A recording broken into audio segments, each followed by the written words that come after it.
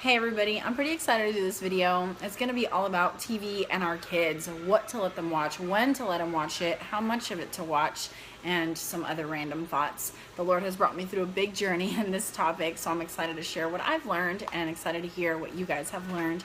If you're new to my channel, my name is Alana, and my channel is all about marriage, homemaking, healthy living, and homeschooling, so I would love for you to subscribe. So TV, really any media, has been a huge journey for me, and it continues to be, you guys. It is a major struggle in my life. I don't know what it is. It makes me a crazy person, and really it is fear driven and a lack of trust in the Lord on my part. I am too uptight about it. I'm too controlling about it. It totally freaks me out, and it can really get the best of me if I'm not on guard and feeding myself rational truth and not get caught up in the lies and the fears that I have about it. I don't really know where these stem from. I just don't like when people are obsessed with TV, movies, media, video games. And so I guess my fear is that my children will be like that, and I don't want them to be like that. So I'm trying to control their life now to avoid them becoming that way. And that's really not possible. Now, your struggle may not be to the degree of mine, and if it's not, I'm so happy for you. This has brought so much conflict into my marriage, and I think it's not healthy. It is not good for my children to see me being like, no, no, no, to any type of screen time. It is a work in progress in my life, and it is a battle that I fight very often. Some of you may be able to relate to me to some degree, and even so, if it's not as extreme as mine, hopefully the stuff that I will share with you will still be helpful and encouraging to you. So TV is not the devil. Let's just get that straight out. I have to tell myself all the time, it's okay, it's okay, it's okay, and like try to believe it, because my goodness, the way that I treat TV, you would think I thought it was the devil. It's kind of ridiculous. They're watching TV right now, by the way, so I've come a long way. But I do think we have to have wisdom and be intentional on what time of day they're watching TV, what they're watching, and how long they're watching it. I don't think, some of those are going to look different from time to time, and that's okay. Yesterday, I was a little under the weather. I laid down for about 2.5 hours. It was Sunday. My husband was home, and they watched much longer TV than they have in forever. Like, it was about 2 hours, and you know what? I didn't care, because I wanted to function today and feel well today. So that, praise the Lord, landed on a day where I wasn't battling it in my mind, I wasn't battling it emotionally, and I was able to let go and just let them watch 2.5 hours of TV. On a different day, that might have been impossible for me emotionally to deal with. But thankfully, yesterday it landed on a good day, so I'm thankful to the Lord for that. You never know when it's going to be a battle, and that's just a personal battle that I have. Sometimes I'm super laid back, sometimes it like grips me. The sin comes in where it is fear driven. It is fear driven, and so the root of that is just lack of trust in God. That is my struggle. I am not trusting the Lord. I am fearful that my kids are going to be obsessed with TV, obsessed with movies, obsessed with video games, and so they're going to grow up to be these addicted people with these things, and I don't want that. So that fear is there, and so I'm not trusting in God, and I try to control everything.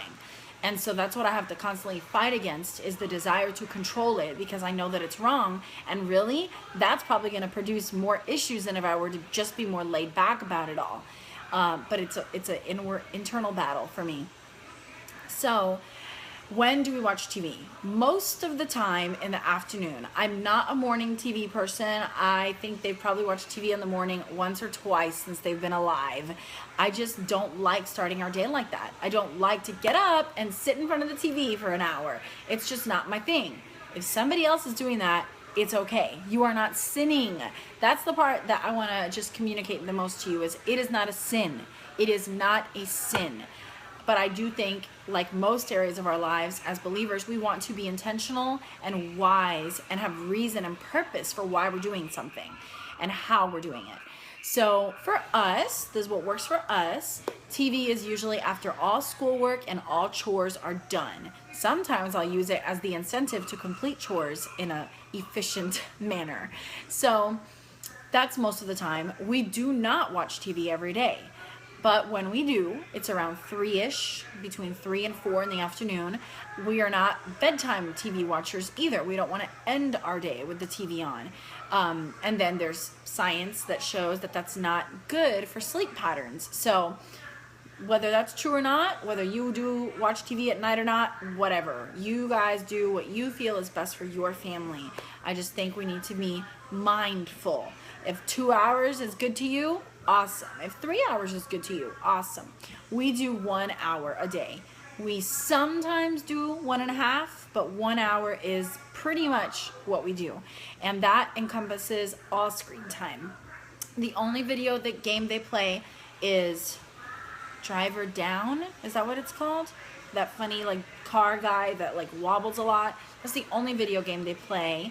So they can play that and or watch a show as long as it all falls into 1 hour a day. And they're super satisfied with that. Sometimes, like yesterday, it'll be more. Sometimes it'll be at night. Very seldom. I don't want to be a freak about this. That's why I constantly fight it, and I need my husband to remind me of the truth. Often he's so much more laid back than me, because I feel like anything that we're too restrictive on, anything that we're too controlling about, our kids are going to go buck wild when they have the freedom to do it.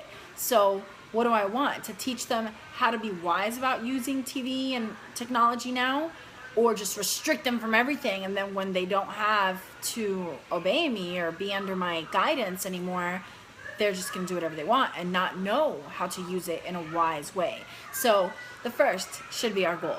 Yes, TV is fun. Yes, video games are fun. Let me teach you how to use them in a way that isn't life-consuming and they don't become idols in your life, and that they're used for entertainment and for fun, but they don't take the place of being hardworking and completing your responsibilities and acknowledging the people in your life, right? So I want to teach them how to utilize these things in a way that doesn't dishonor God, in a way that is okay with God, and in a way that it doesn't become an idol and consume your life. So I guess prepare them, but not completely restrict them so that they don't go nuts later. And so that is what will happen if we're too controlling with anything, and we need to keep that in mind. We could have the great intentions now and see our biggest fears come to fruition because of the way we handle it now. But of course, in the end, there's no formula, and our children are individuals that will make their own decisions one day. So even if we equip them with the best decision-making principles in the world, they might make foolish decisions later. And we can only do the best we can and trust God with the rest. I want to share with you guys some shows and movies that we like and approve of. They're not all 100% awesome. I would change a few things in some of them, but that doesn't mean that they're bad.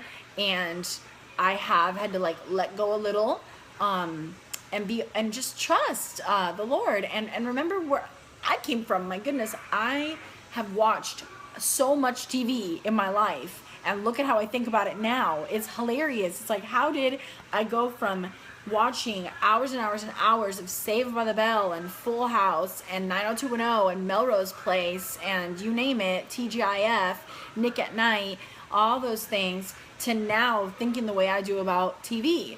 The Lord changes us. The Lord is in control. So, I watched all these things that I so strongly, that those examples aren't all things I disagree about or I disapprove of. Some of them are, but some of them are not. I just named some shows I watched as a kid, but I did watch a lot of things that I totally would disapprove my children of watching. And the Lord changed me. The Lord took my heart and completely changed me, and I'm a new creation. So I think of things so differently. My hope and prayer above all things is that he will do the same for them, that he will completely transform them, renew their minds, and use me and my husband as voices into their life through his word to guide them and teach them how to live this life in a way that honors the Lord. So that, in the end, it's all in God's hands. So I also think of that, like, I used to watch TV for hours every single day. That's all I did after school, and look at me today. So if I'm limiting them and teaching them and trying to guide them in a way that teaches them how to not let this be an idol in their life, or a way to be idle and not be productive, or a way to not invest in relationships with other humans, hopefully they will take these lessons and use them in their life later. So sadly, there's not going to be anything that's perfect to watch. Right now, they're still young enough, and they're definitely way more innocent than your typical 8 and 6-year-olds. So some shows that they watch are probably really boring and really cheesy to other 6 and 8-year-olds, but I kind of am glad because they're so innocent. They watch beginner Bible stories on YouTube, and they're really, really, really, really cheesy, but they love them. Babe is one of our favorite movies with the little pig. We own that. That movie, I can say I pretty much like everything about it. There's a little bit of, sad scenes and a little bit of mildly scary thinking that the pig's gonna die. There's dog attacks on the sheep. In fact, I'll let you check out Parents Guide. I can't tell you all the things I like or don't like about each movie or show, but it's not perfect, but I really like it. It's high up there for my recommendations. And there's a whiny girl in it that they make fun of her. The Velveteen Rabbit cartoon is beautiful. We love that. It makes them emotional because it's happy. Silly Symphonies by Disney. I love that because it's all these classical songs to really cool classic Disney cartoons.